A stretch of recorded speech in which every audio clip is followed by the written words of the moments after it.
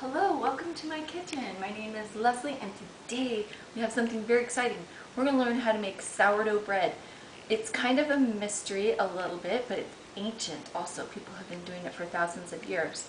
So this is our starter mix and I'm going to tell you how to make it. It's really easy to put together and it just takes a little bit of maintenance, kind of just a little stirring a couple times a day is all. So in this, you're going to start out with just a tablespoon of yeast, 3 tablespoons of sugar, a teaspoon of salt, 2.5 cups of water, and 2 cups of flour. And then you're just going to stir it, and you don't want to use anything with metal. So I'm just using wood and glass. And since the yeast is alive, it needs to breathe. So we're going to cover it with a damp cloth. You could also use a container like this, except this one's too small. It would just like bubble all over. But with a lid that's a little ajar or a lid that has holes in it, that would be good too.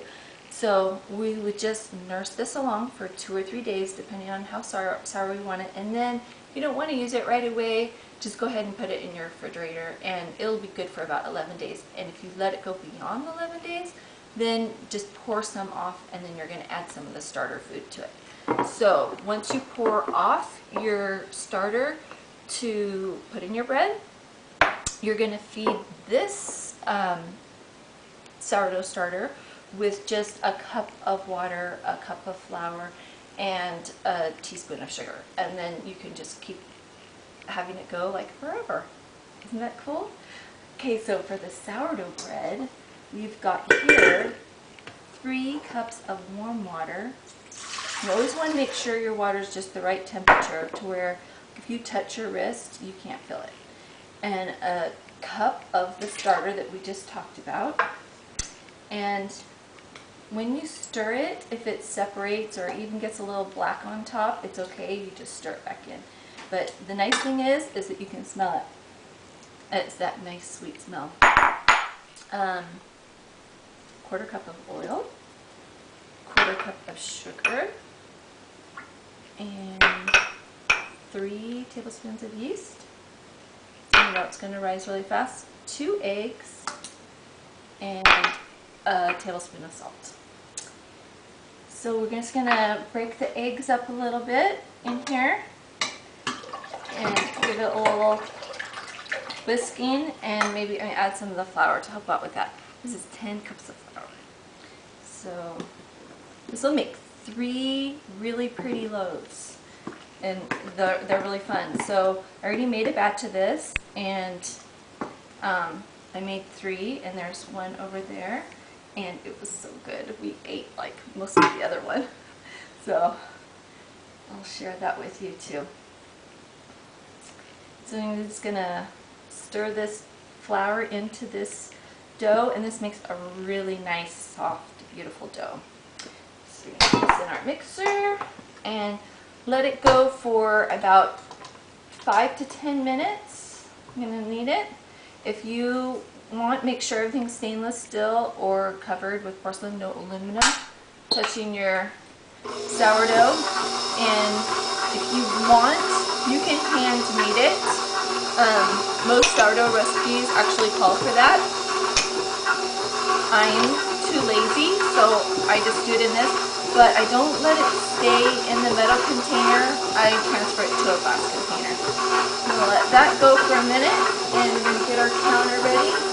We'll show you how to put together some nice loaves here. I'm going to get a little shortening on my counter.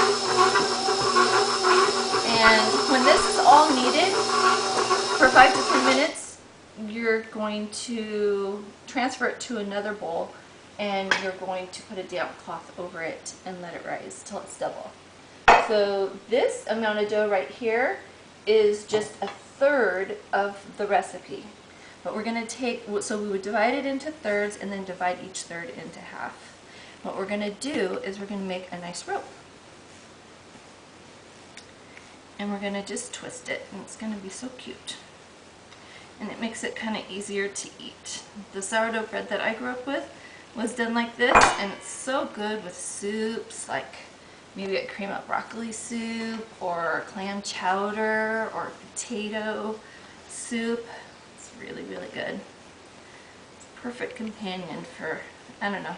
I think there's something about the fall that just makes me want breads and soups. And I like bread all year round though. So, okay, so this is really easy. We're just gonna pinch the ends together, and then we're going to just kind of twist it like this. Make a really nice loaf. And tuck the ends under. I'm gonna put it on my baking sheet. And then this one gets brushed with just oil. I'm going to let it rise till it's double again, and that could be anywhere like a half an hour or an hour, just depending on the day. And then you'll bake it 350 for 35 minutes until it's nice and brown and beautiful. So I would just set that in my oven and set the timer and then bake it. And then you end up with this beautiful loaf. Still nice and warm. Okay, so this is the one that we ate most of already. But, okay.